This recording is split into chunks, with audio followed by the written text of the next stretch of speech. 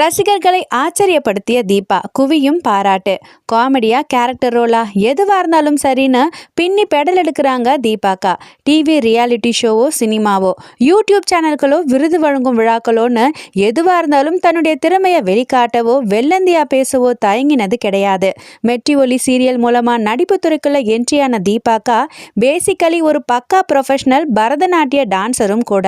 Dusky skin, body shaming இதெல்லாம் துணிச்சலா தாண்டி அவங்க நடிக்கிற ஒவ்வொரு கேரக்டரும் ரசிகர்கள் மனசுல அப்படியே பதிஞ்சிடும். ஃபார் எக்ஸாம்பிள் டாக்டர், தலைவன் தலைவி, டிடி ரிட்டர்ன்ஸ், சொப்பன சுந்தரி, ராஜா கிளி எக்ஸெட்ரா எக்ஸெட்ரா. இந்த நிலையில வீட்டு பக்கத்துல நடந்த ஒரு நிகழ்ச்சியில துளி கூட மேக்கப் இல்லாம ஹேர் ட்ரெஸ்ஸிங் கூட பண்ணாம ரொம்ப கேஷுவலா பரதநாட்டியம் ஆடி ரசிகர்களை மெய்சில் இருக்க வச்சிருக்காங்க. இதை பார்த்த ரசிகர்கள் திறமைக்கு எந்த மேடையாக இருந்தால் என்ன அப்படிங்கிறத தீபாக்கா நிரூபிச்சு காட்டியிருக்காங்கன்னு வாழ்த்துக்களோட கமெண்ட் பண்ணியிருக்காங்க.